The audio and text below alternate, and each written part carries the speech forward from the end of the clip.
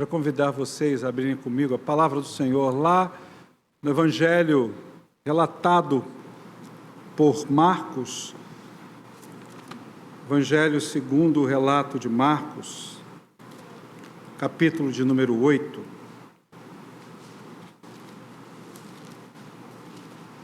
Assim assentados como estamos,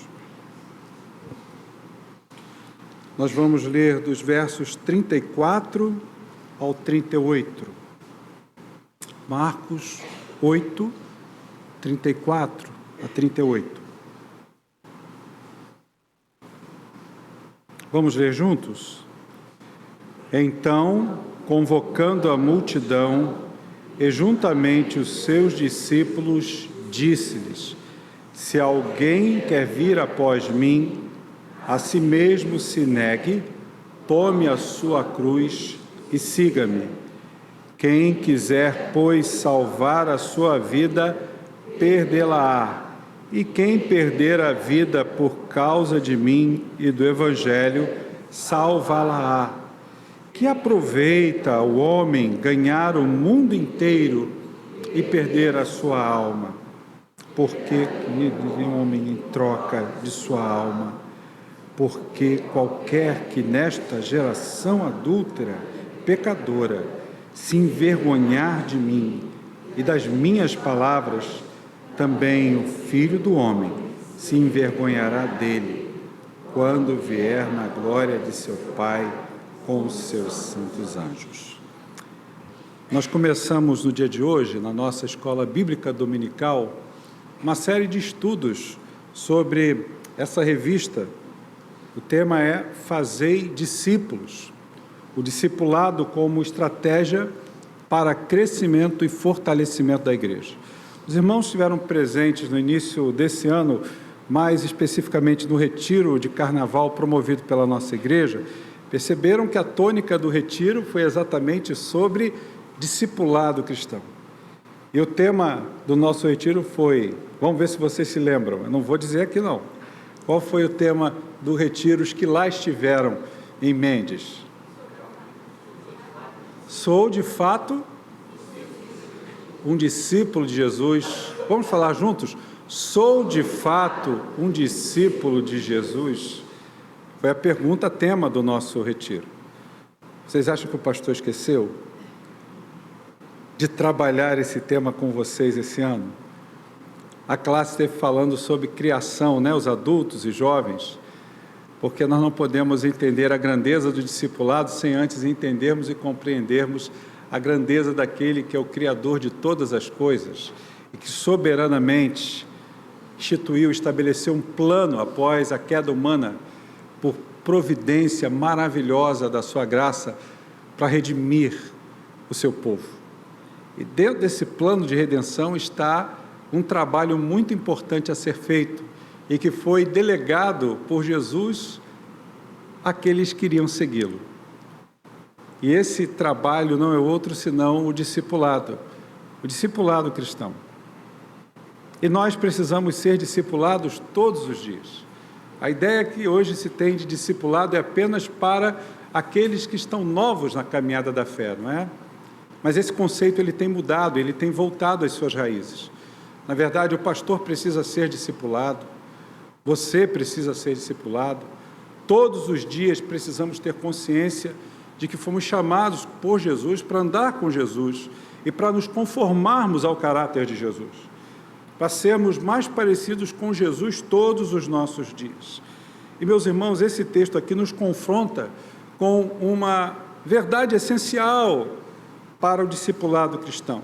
Nós vemos aqui o Senhor Jesus conversando com seus discípulos, chamando a eles e uma multidão para uma reflexão profunda.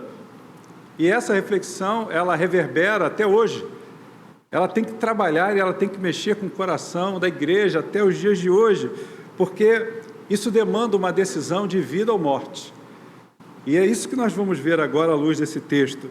como Jesus convida para sermos seus discípulos, como abraçarmos o verdadeiro significado do discipulado, desmistificando toda e qualquer possibilidade que temos de uma superficialidade em compreendermos esse tema e de vivermos esse tema, porque, quanto a nós, sinceramente, nessa manhã, será que temos vivido e temos observado em obediência o chamado de Jesus para sermos seus discípulos, da forma como de fato devemos encarar o discipulado cristão? Porque aqui Jesus nos revela que ser cristão vai além de frequentar uma igreja.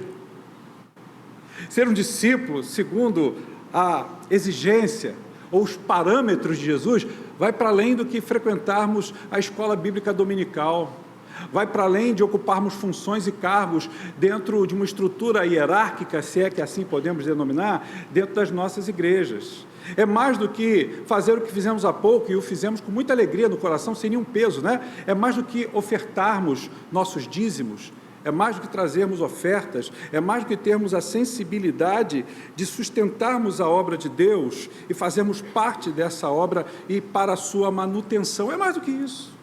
É mais do que ter o nome arrolado no rol de membros de uma igreja. O que Jesus vai nos mostrar aqui é que a vida cristã, na perspectiva do seu chamado, ela é de fato desafiadora e vai exigir algumas atitudes radicais da nossa parte, porque ser discípulo de Jesus é assumir uma vida na radicalidade do Evangelho.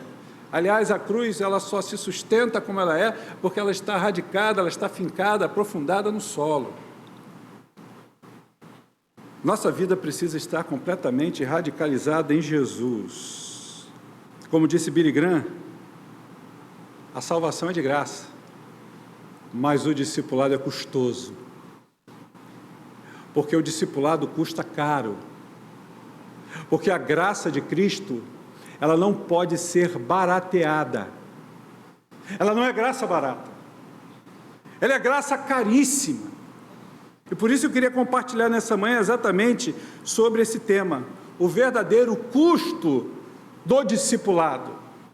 O verdadeiro custo do discipulado.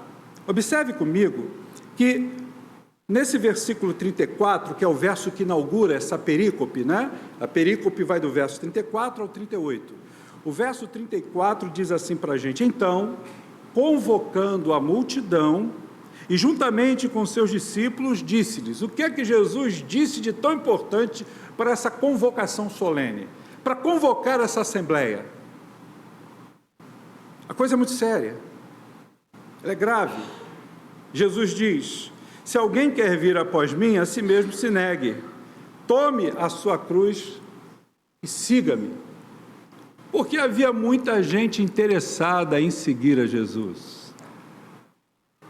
Aquela multidão, e nela fervilhava de gente que queria saber qual era do homem de Nazaré, qual era do Galileu, o que estava causando tanto reboliço para os moradores daquela região. Que poder era esse? Que inteligência e sabedoria eram essas que habitavam aquele homem? Muita gente interessada. Então Jesus inicia a sua exortação ou palavra de encorajamento com um imperativo. Ele declara: neguem-se a si mesmo. É isso que ele diz logo de início: se alguém quiser vir após mim, negue-se a si mesmo. O que é negar a si mesmo? Jesus nos ensina que negar a si mesmo é negar o nosso próprio eu, é negar o nosso próprio ego, os nossos desejos egoístas, a nossa autossuficiência, as nossas habilidades pessoais, as nossas diversas competências. Jesus está dizendo aqui para eles o seguinte: vocês devem deixar de confiar em vocês, vocês precisam aprender agora a depender única e exclusivamente de mim, vocês precisam abandonar a si mesmos, entender que aquilo que eu falo, aquilo que eu ensino, aquilo que eu faço, é o que deve nortear a vida de vocês, é o que deve determinar o pulsar do coração de vocês, é o que deve fazer vocês, a partir de agora, assumir um novo estilo de vida, e que vai na contramão do estilo de vida que vocês já assumiram por conta de uma cosmovisão que vocês desenvolveram ao longo da caminhada de vocês de vida. Negar a si mesmo é reconhecer aqui, na perspectiva de Jesus, a nossa total capacidade, a nossa total incapacidade, melhor dizendo, de salvarmos a nós mesmos. Porque nós não somos capazes de evitar a morte. Eu e você não somos capazes de evitar a condenação eterna. A palavra do Senhor nos ensina que a salvação não é fruto de um esforço humano, mas é fruto do poder de Deus operando graciosamente no coração do homem. Paulo já diz isso lá em Efésios capítulo 2, quando ele declara logo no início: pela graça sois salvos. Vocês estavam mortos em vossos delitos e pecados.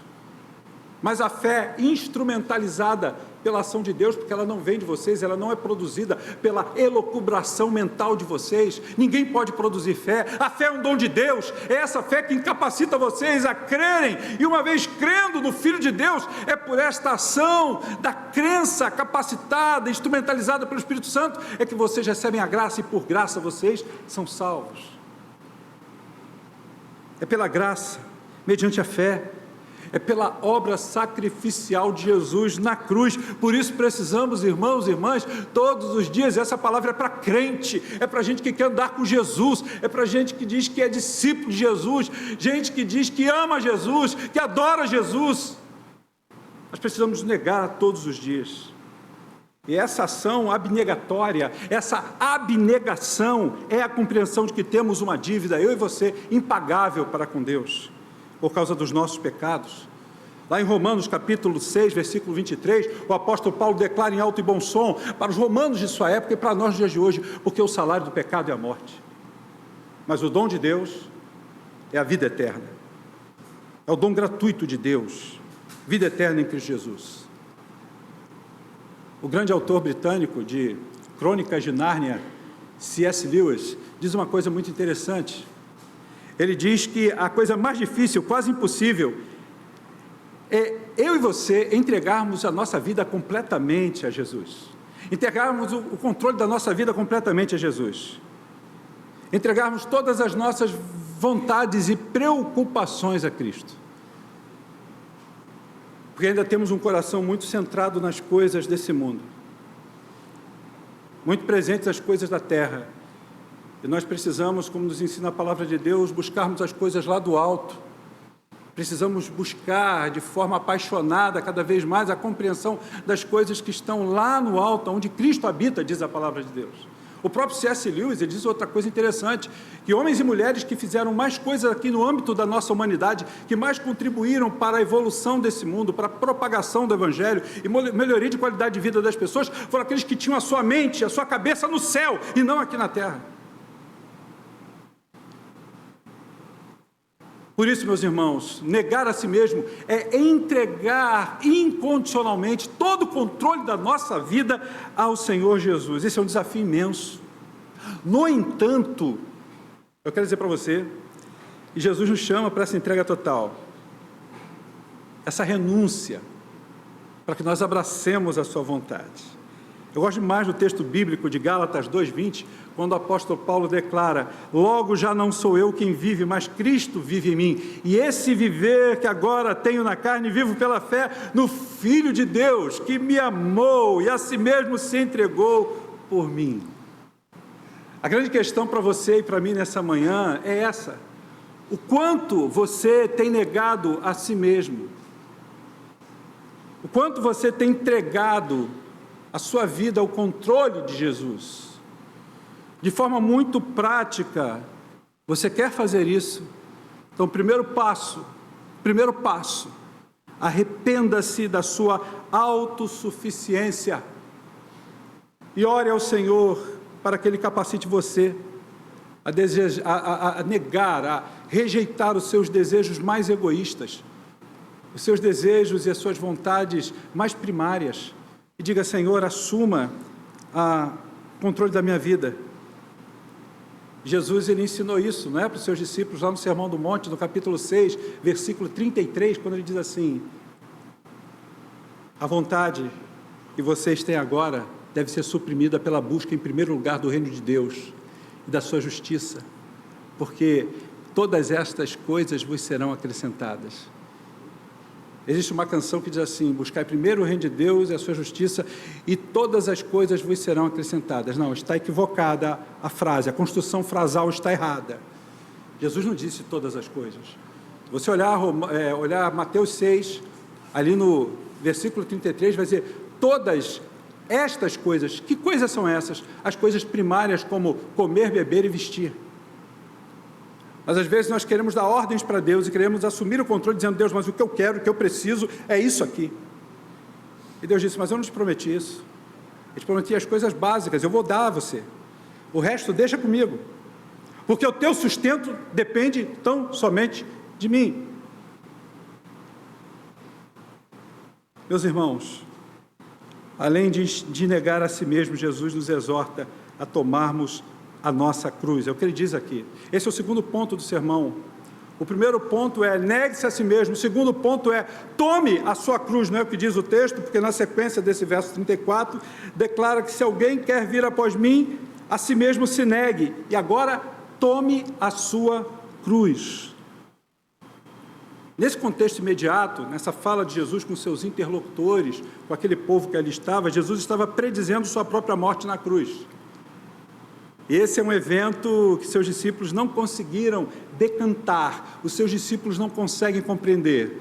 Tanto que você, que é um estudioso dos evangelhos, tanto os evangelhos sinópticos, Mateus, Marcos e Lucas, e também daquele que não é sinóptico e não tem a mesma visão que João, você sabe que Jesus vai precisar de, pelo menos na forma como João constrói o texto, do capítulo 13 ao de número 16, de 3 capítulos para poder trabalhar a questão da sua despedida. Aliás, do 17 também, na oração sacerdotal. Tal era o medo, a preocupação, o sentimento de abandono dos discípulos em pensar o seguinte: Jesus, você não pode deixar a gente aqui. Você não pode deixar a gente sozinho. Você não pode ir embora desse plano e deixar a gente. O que vai ser de nós? Para onde iremos nós? E Jesus está ensinando àquela gente, que é justamente através do discipulado, que quando você é um discípulo de Jesus, você tem toda a capacidade dada por Jesus para prosseguir na sua obra. Aliás, Jesus declarou que obras iguais ou maiores a que ele fez, nós faríamos, é o que diz a Bíblia. A grande questão é que existem coisas que nos impedem de ter essa visão, de enxergarmos isso. Jesus nos ensina que assim como ele, o Filho de Deus, ele era, deveria sofrer, morrer para redimir a humanidade. Seus discípulos então deviam estar dispostos naquele momento a compreender que sofrer, até mesmo morrer por ele, era a reprodução do seu caráter. Era exatamente o preço que deveria ser pago por esse custo de ser um discípulo de Jesus, porque isso nos conformaria a ele. Mas isso significa que nós precisamos, além de negarmos a nós mesmos, tomarmos a nossa cruz. Tem um escritor e teólogo alemão chamado Dietrich Bonhoeffer, ele diz no livro dele, O Discipulado, ele vai nos lembrar que assim como Cristo só é Cristo sendo aquele que sofre e é rejeitado, também o discípulo só é discípulo no sofrimento e na rejeição, como se fosse ele crucificado como Jesus o foi. E, diz mais Bonhoeffer, o discipulado, comunhão com a pessoa de Jesus Cristo, somente submete o discípulo à lei de Cristo, e isto é, submetê-lo à cruz. Perceba o que está sendo ensinado. Tomar a cruz não significa buscar um sofrimento por si só para justificar e dizer: eu sou discípulo de Jesus porque eu estou sofrendo. Não é isso. Mas sim abraçar a morte diária para o pecado. Reconhecer que eu estou mortificando as minhas vontades carnais, as minhas paixões e os meus desejos carnais. É dobrar os meus joelhos e clamar: Senhor, tem misericórdia de mim, santifica-me pela Tua palavra, tira da minha mente, do meu coração, todas essas vontades e todas essas possibilidades de gerar atitudes que não proclamam a Tua glória. É você se considerar morto para o pecado e vivo para Deus em Cristo Jesus, conforme Paulo ensina lá em Romanos 6, versículo 11. É dizer não às tentações, é fugir das influências malignas que todos os dias batem à porta do teu coração. Dizer, não, o meu compromisso é com Jesus. Mesmo que isso te custe muito caro. Mesmo que alguém te rejeite, porque você não fica às rodas de conversas com gente que tem pensamentos e tem ideias e tem conversas maliciosas, malignas, e você se afasta. Ou você repreende e diz, olha, isso eu não vou compactuar, porque isso não é a ação verdadeira ou a atitude verdadeira de um discípulo de Cristo. É fugir da roda de conversa de colegas que só ficam falando palavrão, que falam impropérios. Você é um cristão, você não pode se nivelar a eles, porque não é apenas se nivelar a uma condição de imoralidade ou de moralidade, é uma questão de espiritualidade pura. O Evangelho vai para além de um modo certinho, de ser moralmente justo, de ser moralmente político. O Evangelho avança para além disso. O Evangelho nos chama para ver uma vida espiritual, aonde eu busco ao Senhor, aonde eu estou pelas misericórdias de Deus, apresentando o meu corpo como sacrifício vivo e santo diante do Senhor, como Paulo declara lá em Romanos 12, de 1 a 2, quando ele diz à igreja, rogo-vos, pois, irmãos, pelas misericórdias de Deus, que apresenteis o vosso corpo vivo diante do Senhor, que é santo e agradável a Deus, que é o vosso culto racional, e não vos conformeis com este século, mas transformai-vos pela renovação da vossa mente, para que vocês experimentem qual seja a boa, perfeita e agradável vontade de Deus. Isso é tomar a cruz diariamente. A grande questão é, você tem tomado a sua cruz diariamente, renunciando ao pecado, abraçando a vontade de Deus? Para que a gente comece a entender isso, e essa é uma aplicação prática, comece a examinar hoje o seu coração. Tire um tempo, hoje ainda, para ficar sós com o Senhor. Examine o seu coração, renuncie o pecado, abrace a vontade de Deus, identifique áreas da tua vida que estão apegadas a prazeres e a valores desse mundo. Peça ao Senhor que lhe conceda a graça de crucificar os desejos da carne com as suas paixões. Paulo diz isso, lá em Gálatas 5, 24, ele crucificou os desejos da carne com as suas paixões, porque ele colocou isso diante de Deus, e isso vai gerar em você novidade de vida, você vai ser uma nova pessoa. Mas em último lugar, além de negarmos a nós mesmos, de tomarmos a nossa cruz, diz o texto da palavra de Deus uma coisa muito interessante. Convocou Jesus a multidão, juntamente com seus discípulos, e disse, se alguém quiser vir após mim, negue a si mesmo, tome a sua cruz. E agora ele diz, por fim, siga-me. E ele diz que quando você consegue completar esse tripé, você consegue completar esse trinômio, renúncia, tomar a cruz e segui-lo, você consegue realmente fazer aquilo que diz a palavra aqui no final, pois quem quiser salvar a sua vida, perdê-la-á, mas quem perder a sua vida por causa de mim, por causa do Evangelho, salvá-la-á. Você está salvo. Você está salvo. Finalmente, Jesus aqui chama os seus discípulos para segui-lo. Ser discípulo de Jesus é abraçar a pessoa de Jesus, é andar com Jesus, é obedecer a palavra de Jesus, é fazer exatamente o que Jesus está fazendo.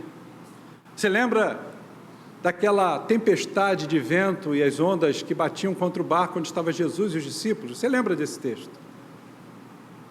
E os discípulos ficaram apavorados, disseram, Jesus está dormindo, mas vamos acordar ele, porque nós vamos perecer, nós vamos afundar. E eles foram lá em Jesus, acordaram Jesus.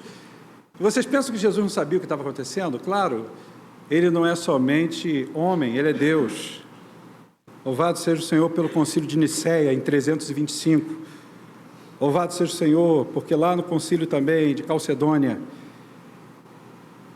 em 381, uma coisa se fechou na união hipostática de Jesus, ou seja, enquanto muitos estavam ensinando que Jesus era apenas homem e outros ensinando que ele era apenas Deus e que a divindade de Deus em Jesus Cristo engoliu, absorveu a sua humanidade, graças a Deus, surgiu gente boa como Cirilo e tantos outros que disseram não, Jesus ele é Deus e ele é homem, 100% Deus, 100% homem, união hipostática.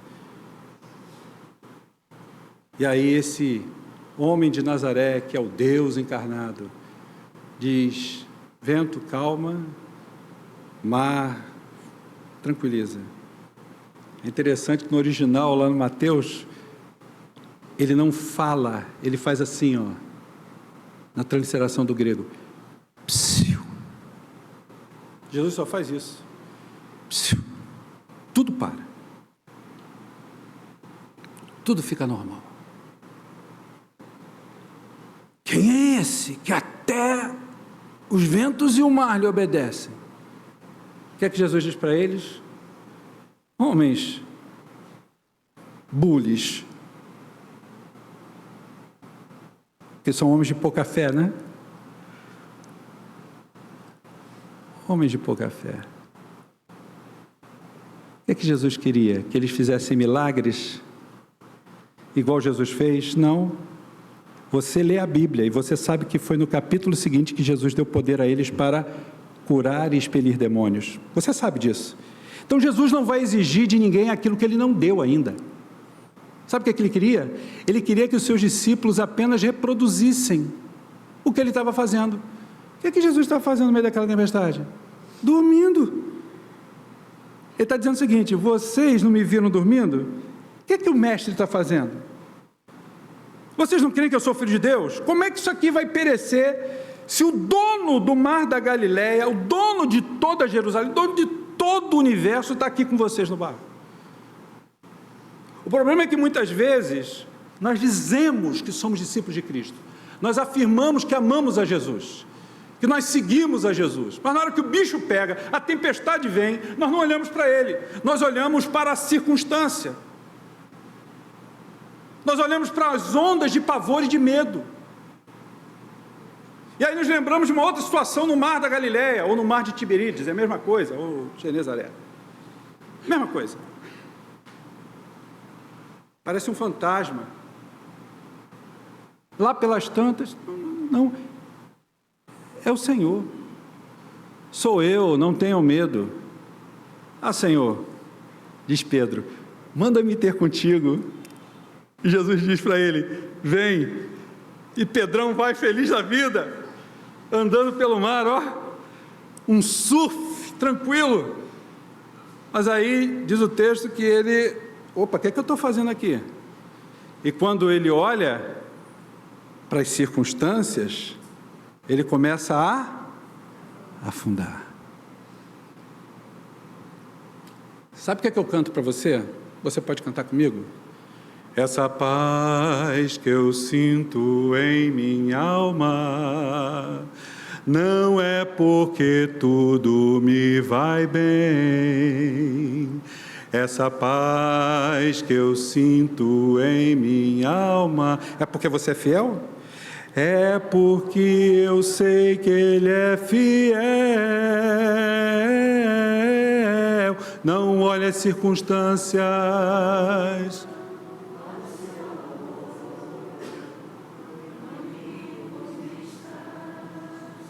Alegre estou, não olhe as circunstâncias,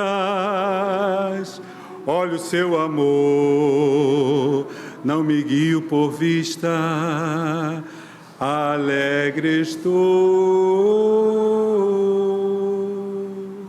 A gente sabe que a vida cristã ela é feita de paradoxos, né? A gente sabe que ela é contrária aos valores deste mundo. Enquanto o mundo está buscando o prazer, o poder, a prosperidade, nós estamos buscando uma vida de humildade, de serviço, de santidade. Então, lembre-se daquilo que diz Pedro na sua primeira epístola, no capítulo 2, versículo 21. Foi para isso que vocês foram chamados, diz Pedro, pois que também Cristo sofreu em vosso lugar, deixando-vos exemplo para seguires os seus passos. Se você é um seguidor de Cristo Jesus, você precisa reproduzir os passos de Jesus, fazer o que Jesus está fazendo, buscar pensar o que Jesus pensa. Isso é o imitador. A palavra discípulo muitas vezes tem como verbo ali na ação o mimetai. O que é mimetai? Vem de mimetismo, é aquele que imita. A gente precisa imitar Jesus. Agora, a grande questão para nós é, será que temos seguido Jesus de perto, obedecido a sua vontade, assumido o seu exemplo na nossa vida? Eu quero terminar te dando esse conselho, porque é isso que na prática vai te levar a ser um seguidor de Jesus. Leia a Bíblia e faça oração. Leia a Bíblia, estude a palavra de Deus, medite a palavra de Deus em oração e tenha comunhão sincera com seus irmãos. Não pode haver discipulado sem comunhão sincera, sem nos amarmos de verdade, sem instrumentalizarmos a graça de Deus na nossa vida para a vida dos nossos irmãos. Então, meus irmãos, eu quero dizer para vocês que Jesus nos apresenta aqui o verdadeiro custo do discipulado. O que é ser um verdadeiro discípulo de Jesus? Negar a si mesmo, tomar a sua cruz e segui-lo. Agora, ninguém vai sair daqui iludido com uma verdade, né? Ser um discípulo de Jesus não é tarefa fácil, o caminho não é fácil não, mas o único caminho que conduz à vida eterna é esse. É você pagar o preço de ser um discípulo de Jesus e poder dizer, como Paulo diz lá em Gálatas 2:20, já não sou eu quem vive, mas Cristo vive em mim. Eu queria terminar esse nosso encontro da manhã cantando uma canção com vocês, e vocês conhecem essa canção, chamar aqui